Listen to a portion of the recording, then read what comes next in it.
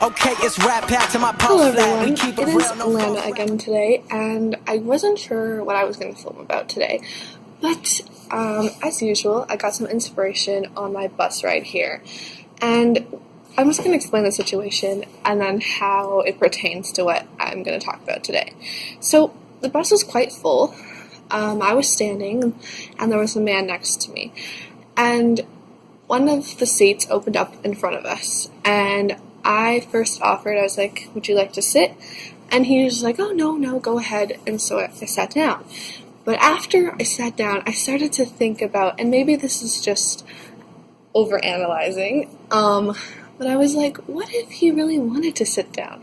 What if he just felt like social norms and society force him to always let a woman sit down before him? And I just kind of started thinking about how, if a woman was in that situation, like, she's almost always gonna be allowed to sit down. Like, I just feel like the way the norms are, I mean, we're overcoming them, but women are always kind of like weaker or whatever. Like, women and children, they always get the priority. And then men are forced to stand on the bus. And it got me just thinking about, so more about men's rights.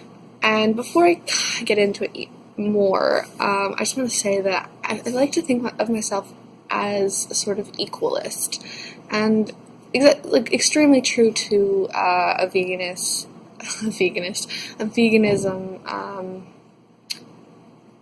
mindset. I would like equality for all sentient beings, which includes men, women, people who identify as something else, and of course, sentient animals. And I recognize, of course, the disadvantages that are present for the female species, for females. And I also recognize the advantages that men have had in the past and still have to a degree in present time. But I also just think it's important, if we're really trying to look at equality for both genders, that we still have to acknowledge the disadvantages that men have as well. I don't think there's harm in acknowledging those things. It doesn't diminish the advantages that they have, and of course doesn't diminish the disadvantages that women have. But I just think, we've made a lot of progress in creating equality, but there's still a lot of progress to be made about the boxes that we've put different genders in.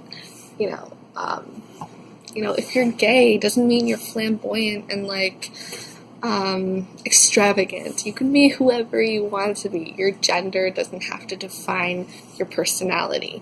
And women, of course, we're getting, we've come a long way, but we can wear pants now. We can be a hashtag girl boss. We can express a large array of emotions.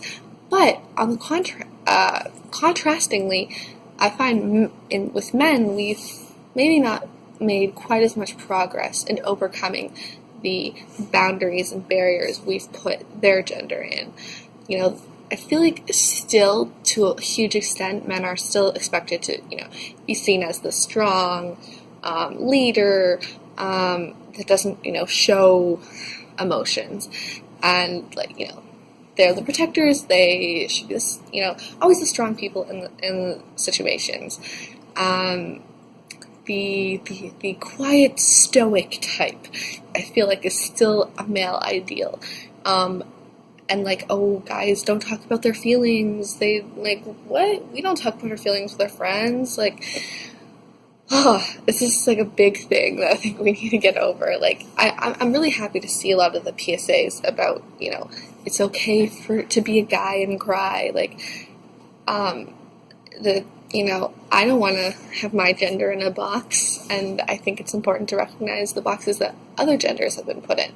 And, for what I would hope for all of my male friends, family, boyfriend, I don't want them to feel like they have to act a certain way just because of society's standards. Like, I just want everyone to be able to, express themselves to the degree that they want to. And I don't see showing emotions as a weakness. It's a strength to be able to express such a variety of emotions and be able to accept things. So yeah, like, if we can slowly overcome the boxes that we put people in, I think that'd be great. And I think a lot of it just happens on an individual level, how you interact with your male friends and whatever gender around you. Try not to make assumptions and encourage people to just, be yourself. Like, tell me what's wrong. Like, you can cry on my shoulder. I don't give a fuck. Like, whatever it is, just, I think as long as we keep encouraging each other to express ourselves without fear of breaking some kind of mold, and just continue to create conversation around this, I think that's kind of the way to go. But yeah, I don't know, it was a quick thing I just wanted to talk about. I could probably delve deeper into this subject in future videos, but for now, I think this is what I'm going to say. And yeah,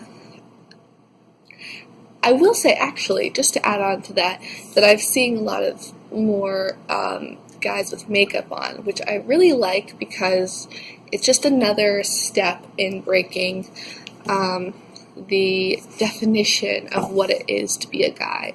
And it just helps in showing that, you can be whatever gender you want to be, dress however you want, and express your emotions and yourself in whatever way you like, and it doesn't have to change who you are. So yeah, thank you guys for watching. This is what I'm going to leave with you guys today, and I'll see you in the next one. Got 4 cars and they all black, got 4 bras and they all that, we call that ballin'.